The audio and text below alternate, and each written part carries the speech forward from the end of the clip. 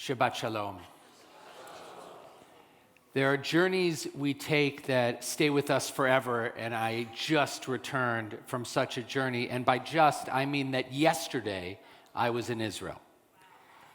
Together with two remarkable partners, Amanda Berman, CEO and founder of Zioness, and Bishop Michael Fisher of Greater Zion Church Family, we led a group of 20 participants, 18 Black Christian pastors and leaders, and 2 leaders from the Black Jewish community.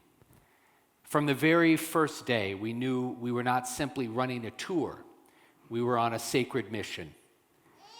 The purpose of our trip was clear: to bring Black, Jewish, and Black Jewish communities together in friendship, respect, and love, to learn deeply about our traditions, where they intersect and where they diverge, and how they are rooted in the same land, and to help our Christian partners understand more fully the Jewish people's ancient and unbreakable connection to Israel, the meaning of Zionism, the extraordinary diversity of the Jewish people, the enduring impact of the Holocaust, and the painful factors that led to the horrors of October 7th and the devastating 2 years of war that followed.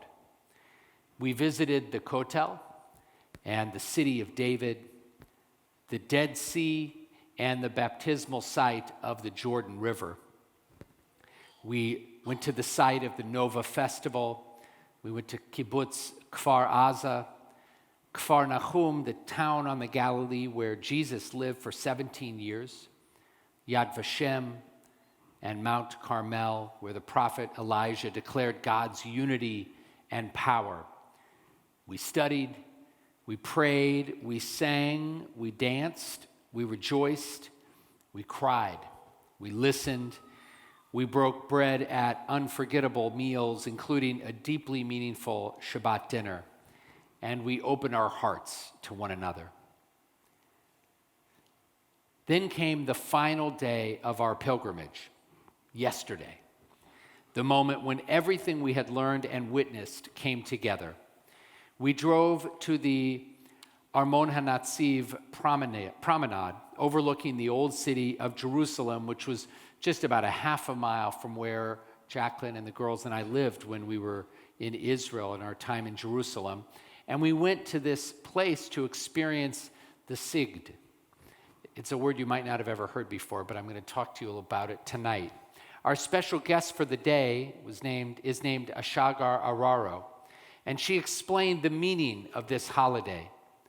Sigd is actually a word that appears in the Bible, in the book of Daniel, and it comes from a root that means to bow or to prostrate, to worship. And it's one of the most ancient and distinctive traditions of Beta Yisrael, observed 50 days after Yom Kippur. Who is Beta Yisrael? It's the Jewish community that came from Ethiopia to Israel. There are still many members of that community in Ethiopia to this day. And for centuries, during their time there, the community would climb a high mountain, a symbolic Mount Sinai, to fast and pray and reaffirm their covenant with God and Torah, facing Jerusalem, which they had never seen with their own eyes. But there they prayed for forgiveness, for unity, and above all, for return. And all the pictures you're seeing are from yesterday in Jerusalem. It's a day of repentance and renewal, a communal rededication to the covenant and to the dream of Zion. And it served a practical purpose for a community often isolated or under pressure. It was a public reaffirmation of their Jewish identity. It was a way to declare, we are Israel. We are connected to Jerusalem, even if we've never seen it, even if we've never been there. And we are bound to Torah, even if we are separated from the rest of world Jewry. They continued to hold this ritual as an anchor of hope. And it's something you should know about Beta Yisrael, is that for literally hundreds of years, they believed that they were the only Jews left in the world. Scholars, some believe that they are descendants of the tribe of Dan. And when the 10 tribes of Israel were lost, somehow this one tribe wandered down, fleeing the destruction to Ethiopia. And they knew nothing of the rest of the Jewish world. They knew nothing of the Talmud, the Mishnah, Rabbinic Judaism. And in recent decades, after the miraculous rescue missions of 1984 and 1991, Operation Moses and Operation Solomon, more than 25,000 Beta Yisrael came back home to Israel. And at that time, this holiday that was not known to most Jews of European descent, Mizrahi or Sephardi descent, suddenly this holiday was being celebrated in Israel. A celebration of longing fulfilled with a remembrance of the challenges that the community had endured. Today, it's recognized as an official Israeli holiday, a national acknowledgement of this remarkable Jewish story. And so, yesterday morning, our bus took us and parked near the Armon HaNatziv promenade, and we started walking towards the festivities and the celebration. And we followed the sound of chanting until the scene opened up before us. And we saw the Kesim, the spiritual leaders, the priests of Beta Yisrael, standing beneath these brilliantly colored umbrellas, wearing flowing robes embroidered with gold. And they were chanting blessings in not Amharic, which is the language that's spoken in Ethiopia today, but in a language called Gez, which actually most Ethiopians born after Operations Moses and Solomon don't even understand anymore. But these Kesim, these priests, were chanting these verses, and it was a beautiful connection to a tradition that had gone back centuries into the mountains of Ethiopia. Thousands and thousands of Beta Yisrael were surrounding them, joined by folks like us, Israelis of every background, Ashkenazi, Mizrahi, Sephardi, secular, religious, along with our special guests who had traveled here from Compton. It was a living tapestry of Jewish continuity and diversity. At one point, I turned to one of our participants, a woman from Los Angeles, part of the Christian Black community, and I asked her quietly, I said, "Have you ever seen this many Jews before?" Not African Jews, I mean Jews. She looked around, eyes filled with wonder, taking it all in, and she said softly, "No." In that moment, the purpose of our trip, to witness the diversity, depth, and global breadth of the Jewish people, became vividly real. And then our special guide, Ashagar, who herself is part of Beta Yisrael, managed to bring Bishop Fisher and me past security and into the area reserved for the Kesim and their families. And one side note about Ashagar, on the journey of Operation Solomon, 1991, when Beta Yisrael had about 3 days to leave Ethiopia, and the largest airlift in the history of humanity, Ashagar, when they were walking to the place where they would be flown out of Ethiopia in Addis Ababa, that's where her mother gave birth to her, in the middle of the walk, and literally gave birth as they were marching, picked her up, walked to the plane, and flew to Israel. And so Bishop Fisher really wanted to receive a blessing from one of these Kesim, but we were separated from them by this sort of security barrier and a fence because there were some dignitaries that were coming to speak. After all the prayers were said, the politicians showed up to try to get some votes. And somehow Ashagar talked her way in, said, "We have a very important religious leader from the United States." I thought she was talking about me, but it was actually Bishop Fisher and his sidekick, Rabbi Yoshi.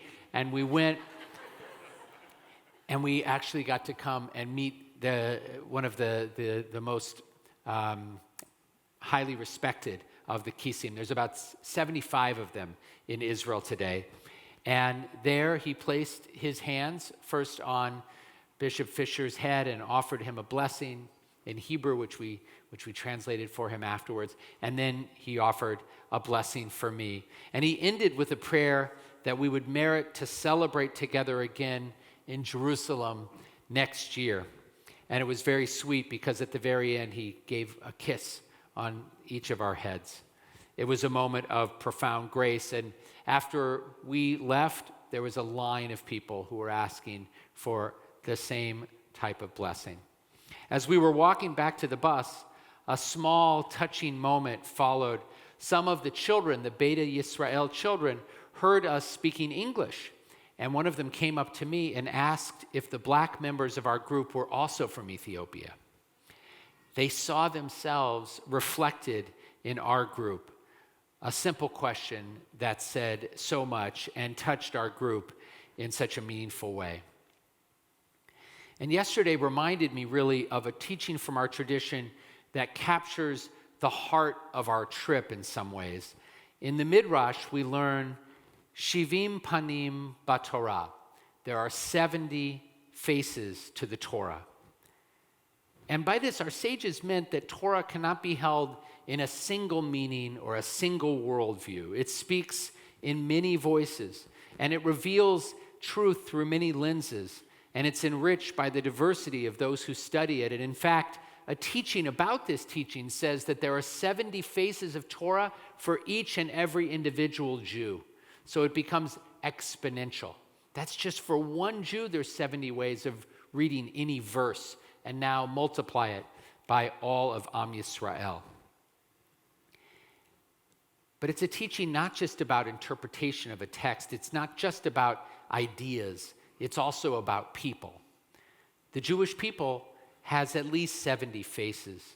We come from Ethiopia, from Europe, North Africa, the Middle East, Persia, Yemen, India, the Americas. We speak many languages. We look like every shade of humanity, yet we are one people.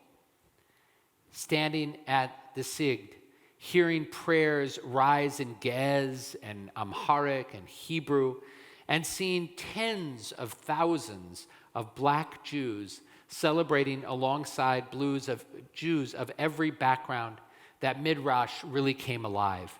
The diversity of the Jewish people is not a challenge to our unity. At least it doesn't have to be a challenge to our unity. It can be the expression of our unity.